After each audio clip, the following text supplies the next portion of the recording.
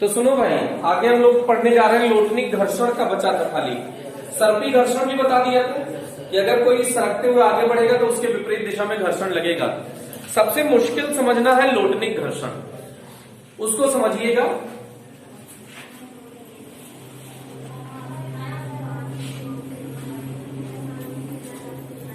लोटनिक घर्षण इंग्लिश में कहते हैं रोलिंग मोशन, वो रोलिंग फ्रिक्शन। इधर देखिएगा इसका मतलब क्या होता है। जैसे ये एक्चुअल में क्या होता है कि ये बॉल है, ये सतह है,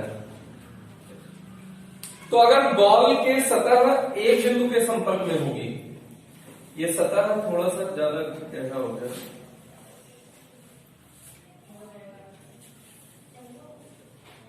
अगर ये सतह एक बिंदु को सिर्फ छूती हुई जाए, किसी प्रकार का कोई घर्षण नहीं होगा।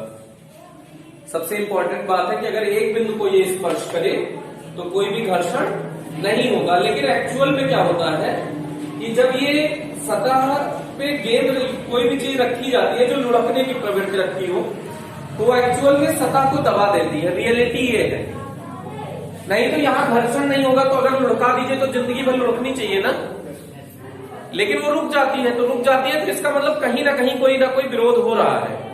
तो दूसरी इसमें दो बातें होती हैं।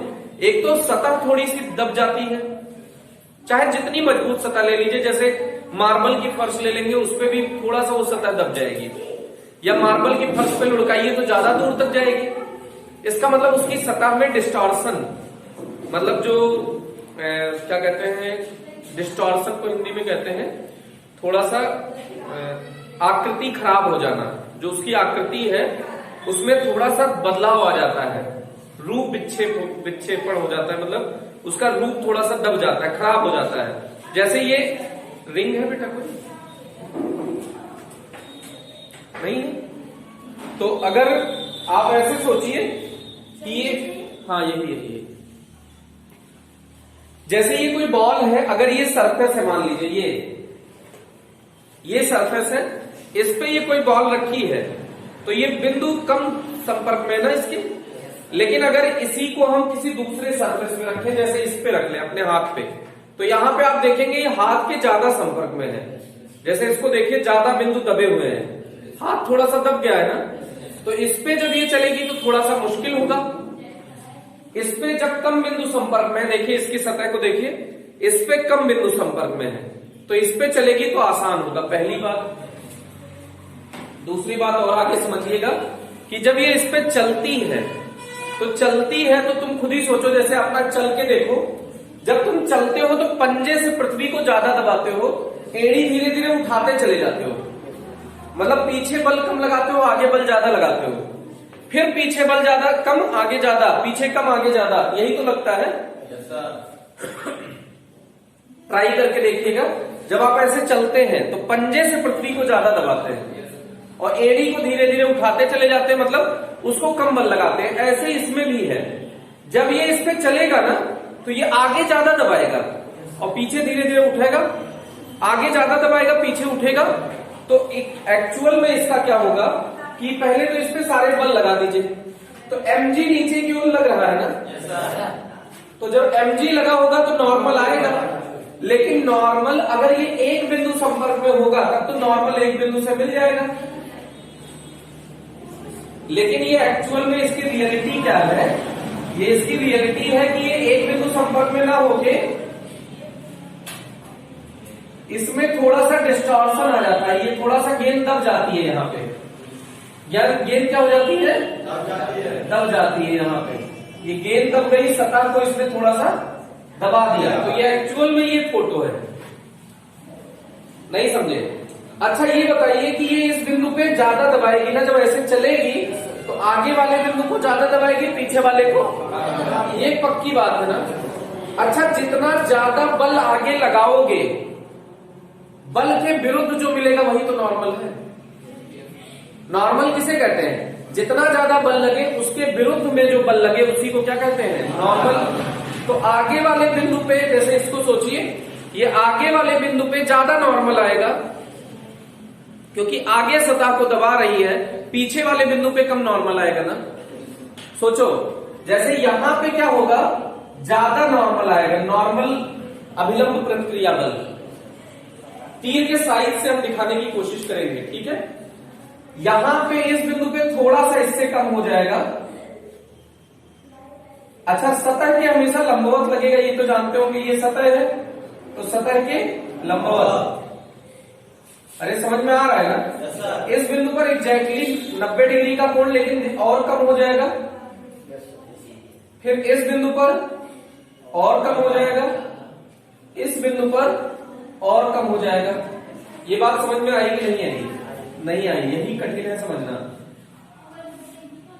इन बिंदुओं पर नॉर्मल, सबसे ज्यादा नॉर्मल लगेगा इस बिंदु पर, क्योंकि सबसे ज्यादा सतह दबाएगी उस बिंदु पर। आगे बढ़ रही है, ऐसे मूव कर रही है। ये बात समझ में आ रही है। तो ये आगे तब बढ़ते हुए आगे वाले बिंदु को दबाते हुए जाएगी। जैसे अपने पंजे को देखिए, पंजा आगे वाले बिंदु को दबाता है, पीछे धीरे धीरे एड़ी छोड़ता चला जाता है आपका पैर। फिर दूसरे पैर को देखिए, पहले पूरा पैर एकदम सीधा रख के, फिर जब चलते हैं ना तो धीरे धीरे धीरे धीरे एड़ी उठाते चले जाते हैं, पंजे को दबाते चले जाते हैं। तो हमेशा आगे बढ़ने के लिए आगे के बिंदु पर ज्यादा नॉर्मल लगाना पड़ेगा, ज्यादा दबाना पड़ेगा, तो ज्यादा प्रतिक्रिया आएगा। ये बात आई कि नहीं आई? अच्छा, अब ये किसी कोण पर है तो इसका घटक योजन कर देना पड़ेगा ना। मान लेते हैं यहां पे नॉर्मल कुछ N1 है, ये नॉर्मल N2 है, ये नॉर्मल N3 है, N4 है, N5 है। हमने कुछ 5 से दिखाया है, होने को बहुत सारे होंगे। जितने बिंदु संपर्क में होंगे उतने नॉर्मल होंगे। ये बात समझ में आ रही है। लेकिन हमने सिर्फ समझाने के लिए 5 नॉर्मल लिया है। अच्छा, ये नॉर्मल किसी कोण पर है कि सीधी दिशा में है? कोण पर है, तो जो कोण पर होता है उसका घटक योजन कर दिया जाता है। तो इस N1 का घटक योजन कर रहे हैं, देखिए। तो इसका x अक्ष पे और y अक्ष पे घटक योजन किया जाता है। तो घटक योजन करने का तरीका होता है प्रक्षेप लीजिए। तो इससे इस पे परछाई लीजिए, इससे इस पे परछाई लीजिए। सही बात है ना। तो इस दिशा में जो N1 है उसका ये घटक, अगर ये कुछ कोण थीटा बना रहा हो तो N1 cos थीटा हो जाएगा, और इधर क्या हो जाएगा, N1 sin थीटा। ऐसे ही ये थोड़ा सा ज्यादा सीधा हो गया है N2। N2 का घटक योजन कर दीजिए x और y के अनुदिश। अगर ये θ1 बना है तो ये θ2 बना होगा ना। तो ये क्या हो जाएगा, इसका प्रक्षेप, इसका मान N2 cos थीटा, और यहां पे ये मान बहुत कम हो जाएगा N2 sin थीटा। ये बात समझ में आ रही है बेटा? नहीं आ रही है। अब ये लगभग सीधा हो गया तो इसका घटक योजन करने की कोई जरूरत नहीं है। जो सीधा होता है उसका घटक योजन नहीं किया जाता है। तो ये N3 सीधा है। ये बात समझ में आई कि नहीं आई? N4 इस दिशा में है, N4 का फिर से घटक योजन कर दीजिए। N4 का ये अगर θ3 है, N4 का ये घटक क्या हो जाएगा, प्रक्षेप लीजिए, बोलिए। N4 sin θ3 और N4 cos θ3। ये बात समझ में आई कि नहीं आई? θ4 मान लो, जिससे टेंशन ना रहे। θ4 θ4 θ4। अब ऐसे N5 और छोटा सा है, इसका घटक योजन कर दीजिए। ये थीटा N5 है ना, N5 है तो ये θ5 है। तो N5 का ऊर्ध्वाधर घटक क्या हो जाएगा, N5 cos θ5 और N5 sin θ5। क्या आप जानते हैं जितने ऊर्ध्वाधर घटक हैं ये सब जुड़ जाएंगे, समान दिशा वाले जुड़ जाते हैं ना। तो जुड़ने के लिए कौन कौन सा आएगा, देखो ये N5 cos θ5, N4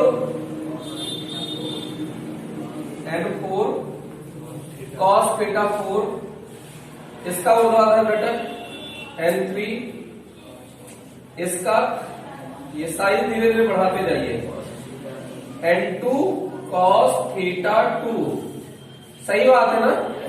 फिर ऐसे N1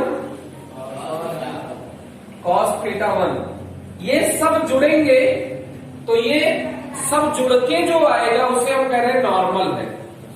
इन सबको, ये समान दिशा में है तो इन सबको जोड़ दीजिए, जुड़ेंगे तो ये सब ऊपर है ना, तो परिणामी किधर आ जाएगा, ऊपर, और mg है नीचे, तो ये लोग बैलेंस कर लेंगे। लेकिन अब इसके क्षैतिज वाले को देखिए, क्षैतिज वाले को जोड़ना है तो सबसे बड़ा है N1 sin थीटा 1, सही बात है। फिर उसमें जुड़ेगा, समान दिशा वाले जोड़ दीजिए, N2 sin थीटा 2। N3 का तो कोई क्षैतिज घटक है ही नहीं है। फिर N4 का घटा दीजिए, N4 sin थीटा 4, सही बात है। फिर N5 का भी घटा दीजिए थोड़ा सा, ये भी छोटा सा मिल जाएगा। ये कौन सा है, N4 sin थीटा 4 और N5 sin थीटा 5। अच्छा ये देखिए, ये इतना कैंसिल हो गया। अगर दो बल बराबर और विपरीत दिशा में है तो कैंसिल आउट हो जाएंगे ना। अरे समझ में आ रहा है कि हम रामायण बता रहे हैं? आ रहा है ना कि नहीं आ रहा है? तो इतना ये फालतू बच जाएगा कि नहीं।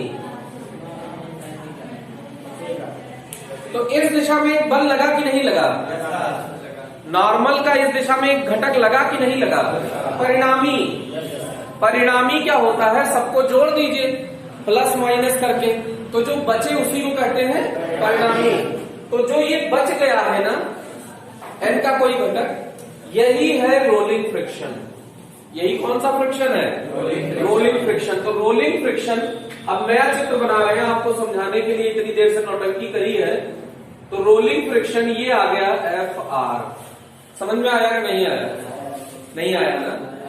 ये टफ है समझना, इतनी नौटंकी आप किसी में नहीं देखे होंगे करते हुए ना।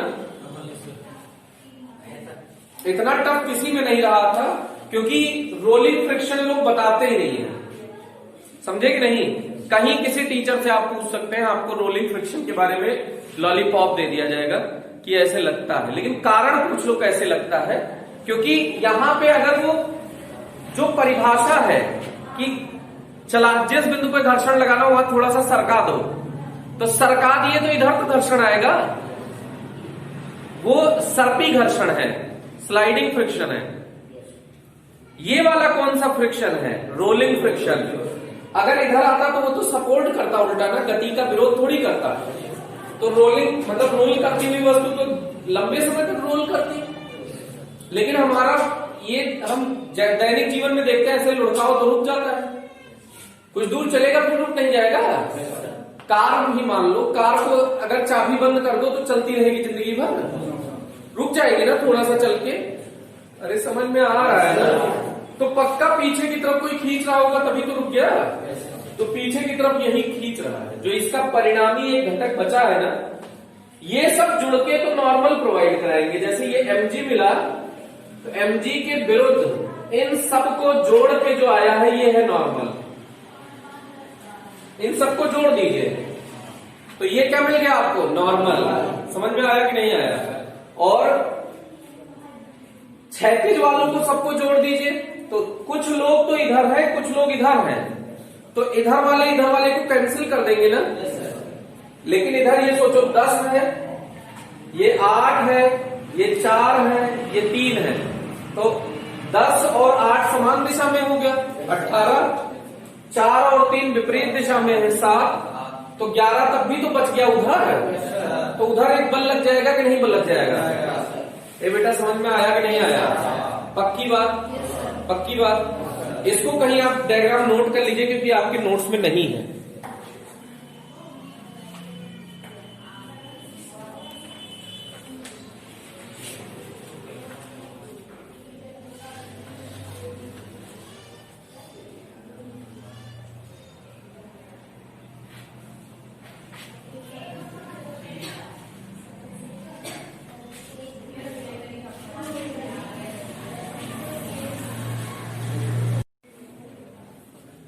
तो देखिएगा सीमांत घर्षण के नियम, जो सीमांत घर्षण है, सीमांत घर्षण या बहुत सारी किताब में ऐसे लिखा रहता है एफ एस मैक्स, क्योंकि अधिकतम स्थैतिक घर्षण को ही तो सीमांत घर्षण कहते हैं। तो चाहे एफएल लिख दीजिए चाहे एफएस मैक्स लिख दीजिए, चल जाएगा दोनों ना। तो अधिकतम घर्षण, अधिकतम स्थैतिक घर्षण, उसी को कहते हैं सीमांत घर्षण। सदैव अभिलंब प्रतिक्रिया बल के समानुपाती होता है। सीमांत घर्षण सदैव अभिलंब प्रतिक्रिया बल के समानुपाती होता है। Limiting friction is directly proportional to normal reaction force. जैसे ये कोई ऑब्जेक्ट है, तो जब इस पे बल लगाएंगे तो इधर पीछे की तरफ एक एफएल लगेगा ना, तो एफएल कितना होगा, तो जब समानुपाती हटाएंगे, ये चाहे ऐसे लिख दो चाहे ऐसे, समानुपाती हटाएंगे नियतांक आएगा, जैसे म्यू कहते हैं घर्षण गुणांक, म्यू एल। अगर लिमिटिंग है तो म्यू एल लिख दीजिए, एफ एस बराबर म्यू एल या म्यू एस मैक्स कह दीजिए, एल चाहे जैसे कह दीजिए। हम लोग जनरली ऊपर वाला ही एफ एस मैक्स ऐसे लिख दीजिए। जनरली हम लोग यही वाला यूज करते हैं, एफ एल बराबर म्यू इंटू एन या म्यू एल इंटू एन। चल जाएगा? अरे चल जाएगा। ऐसे ही एफ एस बराबर क्या हो जाएगा, म्यू एस इंटू एन, और एफ के बराबर क्या हो जाएगा, म्यू के इंटू एन। कहां पे? एफ एस स्टैटिक फ्रिक्शन, स्थैतिक घर्षण। स्थैतिक घर्षण वो हरामखोर वाला घर्षण, जैसे जैसे बल का मान बढ़ाए वो भी बढ़ गया, ऐसा वाला घर्षण ना। सीमांत घर्षण, स्थैतिक घर्षण की अधिकतम सीमा, जिसके पश्चात यदि बाह्य बल का मान थोड़ा सा भी बढ़ा दे तो वस्तु में गति प्रारंभ हो जाती है। उस गति से पहले जो गति की दिशा के विरुद्ध लगाए गए घर्षण को सीमांत घर्षण कहते हैं। और गतिक घर्षण, जब किसी भी वस्तु में बल लगाने के पश्चात गति प्रारंभ हो जाती है तो गति के विपरीत दिशा में लगने वाले बल को गतिक घर्षण कहते हैं। समझ में आया? तो ये एफ एल, अच्छा ये समानुपाती एन के है बराबर, अब बराबर क्या हो जाएगा, mu into m g. N बराबर एम जी होगा ना, ये एम जी होगा ना, एन बराबर एम जी, एन बराबर एम जी, तो म्यू एम जी। इसका मतलब जितना ज्यादा बल का मान होगा, जितना भारी वस्तु होगी उतना ही ज्यादा घर्षण होगा। इससे ये निष्कर्ष निकला।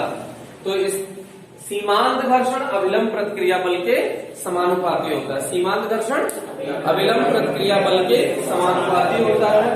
दूसरा नियम, सीमांत घर्षण सदैव लगाए गए बल के विपरीत दिशा में होता है। सीमांत घर्षण सदैव लगाए गए बल के विपरीत दिशा में होता है। ये तो दिख ही रहा है चित्र से, ठीक है। या वस्तु में जो गति करने की टेंडेंसी होती है, जिधर वस्तु गति करना चाहती है उसके विपरीत होता है। नहीं तो कुछ लोग ऐसे लगा देंगे बल, ऐसे लगा दिए गए, ऐसे लगा दिया आपने बल, तो वस्तु इधर भी जाना चाहती है ना, तो लगाए गए बल के विपरीत दिशा में होती है। तो ये बल की अगर ये दिशा है तो घर्षण की ये दिशा है। समझ में आया कि नहीं आया? ये दूसरा नियम है कि सीमांत घर्षण लगाए गए बल की विपरीत दिशा में होता है। तीसरा नियम है, जो सीमांत घर्षण होता है वो वस्तु के संपर्क क्षेत्रफल पर निर्भर नहीं करता। अगर ये ऊंची वस्तु है m द्रव्यमान की और F बल लगा के खींच रहे हैं, और ऐसी ही वस्तु है m द्रव्यमान की, लंबी चौड़ी है, लेकिन इसका भी द्रव्यमान कितना है m, F बल लगा के खींच रहे हैं, तो इस पर जितना घर्षण लगेगा वो सीमांत, इस पर भी सीमांत घर्षण का मान उतना ही होगा। तो वस्तु के संपर्क क्षेत्रफल पर निर्भर नहीं करता। सीमांत घर्षण वस्तु के संपर्क क्षेत्रफल पर निर्भर नहीं करता। चौथा एक पॉइंट और है, सीमांत घर्षण वस्तु के संपर्क क्षेत्रफल की प्रकृति पर निर्भर करता है। सीमांत घर्षण किस पर निर्भर करता है? वस्तु के संपर्क क्षेत्रफल की प्रकृति पर, कि वो किससे संपर्क में है। जैसे मिट्टी से संपर्क में है घर्षण ज्यादा होगा। टाइल्स पे अगर वस्तु रखी है घर्षण कम होगा। मतलब लोहे के ऊपर रखा है तो घर्षण अलग होगा, लोहा प्लास्टिक के ऊपर रखा है, लोहा कांच के ऊपर रखा है। अगर वस्तु बदल देंगे तो ये वस्तु की प्रकृति पर निर्भर करता है। सीमांत घर्षण वस्तु की प्रकृति पर निर्भर करता है। सीमांत घर्षण वस्तु की प्रकृति पर निर्भर करता है। मतलब वस्तु की प्रकृति का मतलब वस्तु बदल देने पर सीमांत घर्षण बदल जाएगा। तो ये 4 नियम हमने सीमांत घर्षण के बताए। पहला बताइए, सीमांत घर्षण अभिलंब प्रक्रिया बल के समानुपाती होता है। सीमांत घर्षण अभिलंब प्रक्रिया बल के समानुपाती होता है। दूसरा, सीमांत घर्षण लगाए गए बल के विपरीत दिशा में होता है। तीसरा नियम, सीमांत घर्षण संपर्क क्षेत्रफल पर निर्भर नहीं करता। चौथा नियम, सीमांत घर्षण वस्तु की प्रकृति पर निर्भर करता है। मतलब अगर प्रकृति बदल देंगे, वस्तु बदल देंगे तो सीमांत घर्षण बदल जाएगा। ये बात समझ में आ गई क्या? सीमांत घर्षण के नियम। अब घर्षण कोण पढ़ने जा रहे हैं। क्या पढ़ने जा रहे हैं? घर्षण कोण।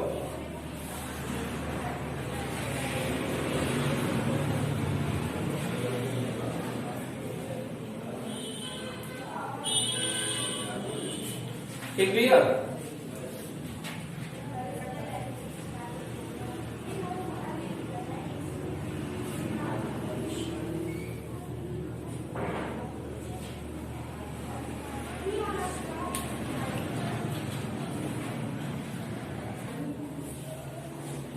ये अभिशयन कोण, विश्राम कोण और घर्षण कोण, ये भी पीडीएफ में मतलब हमने उल्टा लिख दिया है शायद पीडीएफ में। घर्षण कोण को विश्राम कोण लिख दिया है, विश्राम कोण ये वाला, घर्षण कोण शायद उसमें पढ़ाया ही नहीं है, उसको हमने विश्राम कोण को घर्षण कोण लिख दिया। तो उसमें सही कर लीजिएगा, ठीक है। ये क्या सही कर लेंगे? जो आपको घर्षण कोण बताया है वो एक्चुअल में अभिशयन कोण या विश्राम कोण है पीडीएफ में, तो उसको थोड़ा सा सुधार कर लीजिएगा, ठीक है। अब देखिएगा एक्चुअल में ये होता क्या है। ये सतह है। अब सतह पर अगर कोई वस्तु रख देते हैं, इस पर अगर कोई वस्तु रखते हैं तो तुरंत सरकने लगेगी कि नहीं सरकेगी? तुरंत सरकने लगेगी। ये वस्तु रख दी है, ये सरक रही है क्या? बोलो, सरक रही है क्या? घर्षण कोण का मान बढ़ाते जाएंगे मतलब यदि सतह को धीरे धीरे सतह का मध्य का कोण बढ़ाते जाएंगे तो एक ऐसी स्थिति आएगी जिसके पश्चात वस्तु में गति प्रारंभ हो जाएगी। तो गति से पूर्व क्या? गति से पूर्व सतह के साथ बने कोण को घर्षण को अभिशयन कोण या विश्राम कोण कहते हैं। सतह पर भी निर्भर करता है कि सर कैसा? सतह पर भी निर्भर करता है, बिल्कुल सही बात है। वो तो बता दिया ना, सीमांत घर्षण के बारे में बता दिया ना कि ये सतह पर निर्भर करता है ना, सतह की प्रकृति पर। फिर से सुनिए, वह अधिकतम कोण क्या? वह अधिकतम कोण जिसके पश्चात यदि कोण का मान थोड़ा सा भी बढ़ा दे, क्या? वह अधिकतम कोण जिसके पश्चात यदि कोण का मान थोड़ा सा भी बढ़ा दे तो वस्तु में गति प्रारंभ हो जाती है। फिर से बोलिए, वह अधिकतम कोण जिसके पश्चात यदि कोण का मान थोड़ा सा भी बढ़ा दे तो वस्तु में गति प्रारंभ हो जाती है। गति से पूर्व, गति हुई नहीं होने वाली है, गति से पूर्व लगाए गए अधिकतम घर्षण को नहीं, गति से पूर्व सतह के साथ बने कोण को विश्राम कोण या अभिशयन कोण कहते हैं। इसको नोट करके जाना है आपको, इसको हम नोट करा देते हैं। एक मिनट सुनिएगा। वह अधिकतम कोण क्या? वह अधिकतम कोण, ये पीडीएफ में थोड़ा सा गलत है भैया। जिसके पश्चात यदि कोण का मान थोड़ा सा भी बढ़ा दिया जाए, थोड़ा सा भी बढ़ा दिया जाए तो वस्तु में गति प्रारंभ हो जाती है।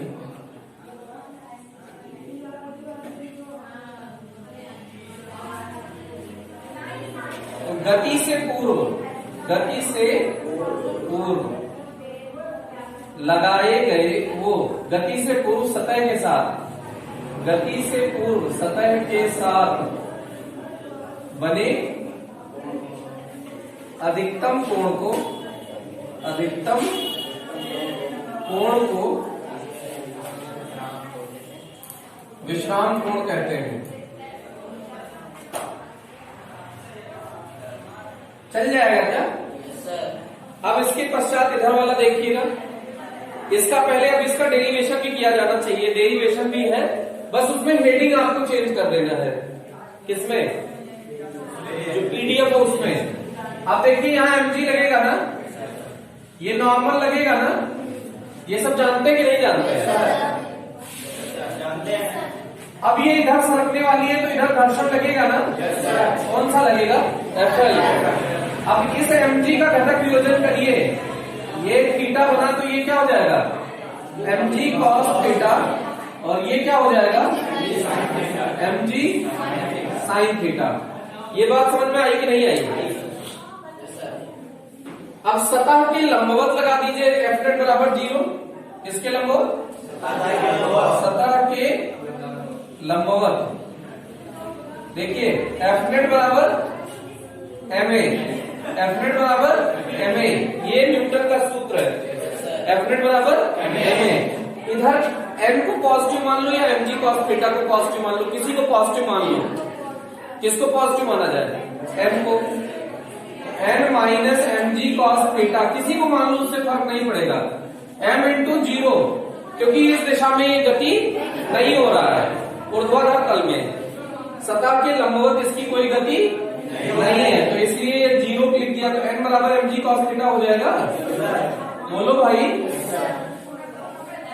अब सतह के अनुदिश देखो, सतह के अनुदिश, ये सतह है, सतह के अनुदिश देखिए F net बराबर ma लगा दीजिए। इस दिशा में गति हो रही है कि नहीं हो रही है? गति हो रही है कि नहीं हो रही है? गति होने से पूर्व, जिसके गति से पूर्व सतह के साथ बने कोण को, तो गति हुई है कि होने वाली है? हुई नहीं है, तो अभी भी त्वरण 0 है ना। तो इस दिशा में किसको धनात्मक किसको ऋणात्मक माना जाए? बोलो। इसको धनात्मक इसको ऋणात्मक मान लिया ना। mg sin theta minus FL बराबर m इंटू 0 हो जाएगा। तो FL बराबर mg sin थीटा हो जाएगा। बोलो भाई। ये समीकरण नंबर 2। अभी घर्षण के नियम से तुमने पढ़ा है F समानुपाती n। तो जब समानुपाती हटाए थे तो नियतांक आया था म्यू n FL बराबर था ना। तो यहां से म्यू बराबर क्या हो जाएगा? म्यू बराबर क्या हो जाएगा? FL अपॉन n हो जाएगा। थोड़ा सा इधर लिख देते हैं, अभी मिटा दिया जाएगा ना, जगह की कमी है ना इसलिए। तो देखिए म्यू बराबर FL का मान कितना है? mg sin थीटा, और n का मान कितना है? mg cos theta. mg से mg कैंसिल आउट हो गया, sin थीटा बटे cos थीटा क्या हो जाएगा? tan थीटा बराबर म्यू, तो थीटा बराबर tan इनवर्स म्यू। ये बात समझ में आई क्या? ये बात समझ में आ गई ना? अब देखिएगा एकदम इससे मिलता जुलता ही है, ये आपके नोट्स में नहीं है, इसको नोट कर लेना अभी आपको। ये देखिएगा ये वस्तु है ना, ठीक। अब इस पर हाँ, ये हमेशा किसी कोण के लिए लगता है, ये जरूरी नहीं कि कोण हो भी सकता है और कोण नहीं भी हो सकता है, तो इसके लिए भी लगेगा, और चाहे तो ये सतह के लिए भी बता सकते हैं ऐसे। इधर देखिए ये वस्तु है ना, ये F लगाओगे तो इधर FL आएगा कि नहीं आएगा? बोलो। ये उसका है पिछले इधर वाले डेरिवेशन का, ऐसे लगेगा कि नहीं लगेगा? इधर mg लगेगा कि नहीं लगेगा? इधर n लगेगा ना। तो देखिए ये अगर इसका पूंछ एक बिंदु पर जुड़ा हो तो इसमें कौन सा नियम लगता है? समांतर चतुर्भुज त्रिभुज का नियम। दारू पी के तो आते हो आधे से ज्यादा लोग, जब पूंछ सिर इस क्रम में जुड़े होते हैं तब त्रिभुज लगता है, और जब सिर्फ पूंछ एक बिंदु पर जुड़े होते हैं तो कौन सा नियम लगता है? समांतर चतुर्भुज का नियम लगता है। तो इसको आगे बढ़ाइए, समांतर चतुर्भुज का निर्माण कर दीजिए, आगे बढ़ाकर समांतर चतुर्भुज का निर्माण कर दीजिए। तो ये परिणामी जाएगा ना, बोलो, ये परिणामी किसके किसके है? एल और एफ एल का, सीमांत घर्षण और अभिलंब प्रक्रिया बल के परिणामी है ये, ठीक। अब ये कोण जो बना है किसका? सुनिएगा, अभिलंब प्रतिक्रिया बल का, अभिलंब प्रतिक्रिया बल का, अभिलंब प्रतिक्रिया बल का किसके साथ कोण बना है? देखिएगा, ये क्या है? सीमांत घर्षण तथा अभिलंब प्रतिक्रिया बल के परिणामी के साथ। ये क्या है भैया? इसका और इसका परिणामी ही तो हम उसके मध्य से होकर जाता है। तो अभिलंब प्रतिक्रिया बल का अभिलंब तथा ये क्या है? सीमांत घर्षण, अभिलंब तथा सीमांत घर्षण के परिणामी, अभिलंब तथा सीमांत घर्षण के परिणामी के साथ बना कोण, के साथ बना कोण क्या कहलाता है? घर्षण कोण कहलाता है। क्या कहलाता है? घर्षण कोण कहलाता है। ये नोट्स में नहीं है आपके, ठीक भैया? इतना समझ में आया कि नहीं आया? अब इसका डेरिवेशन करना है तो अच्छा, ये मुक्त सदिश है ना, एफएल को उठा के यहां ले जा सकते हैं।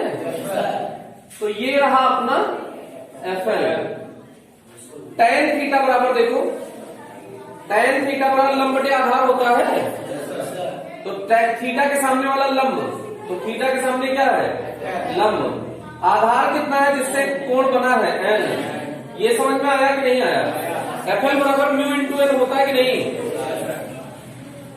Mu into N upon N हो जाएगा ना भैया?